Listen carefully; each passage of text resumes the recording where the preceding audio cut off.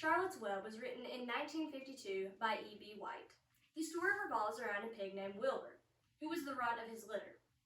The farmer that owned him decided that he wasn't going to amount to much of anything, so the farmer was going to slaughter him right then and there. But his daughter Fern decided against his plan and begged her dad to keep him. He let her, and once the pig grew up, he struck an odd friendship with a spider named Charlotte. However, once Wilbur grew up, against Fern's wishes, her dad decided to slaughter Wilbur anyway. But the spider had other plans. In her web, she wrote, "Some pig," because she realized that Wilbur wasn't just an ordinary pig.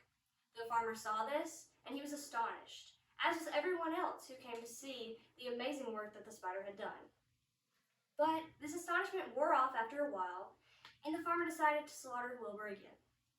But he didn't get too far because the spider had other plans. The next word she wrote in her web was the word terrific. This astonished the farmer again, and he really understood that Wilbur wasn't just some pig. So the farmer decided that Wilbur was something special.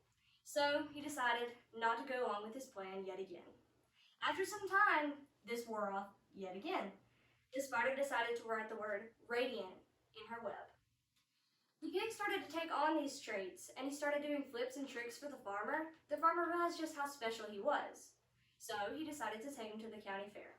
Of course, Charlotte went with him, and at this fair, she wrote the word humble in her web.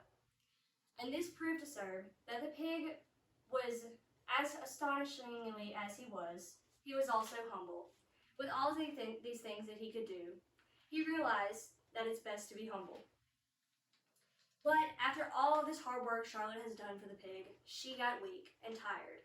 She could not come back from the fair, and she did not make it back home. However, she sent Wilbur home with her egg sack and told Wilbur to be the parent to hers. At the end of the book, this egg hatches, and as we all know, the spiders flew away with the breeze to go make their own story, all except three. Those three stayed behind with Wilbur. The story was written by E.B. White, and according to a biography on E.B. White by Eric Brodesher, he was born in 1899 in New York. He died in 1985.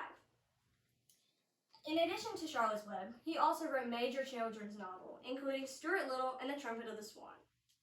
Aside from writing these books, he worked with newspapers and magazines for a short time, and he also worked as a reporter for the United Press. In addition to all of his accomplishments, he had a distinct love for nature. He also had a farm in Maine that his parents took him on summer vacations. This is where the story Charlotte's Web was born.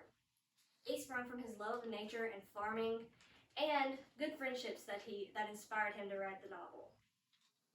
He received the Presidential Medal of Freedom in 1963 from his major works and from the footprint he left in literature. He is truly one of the best writers, especially for children's books.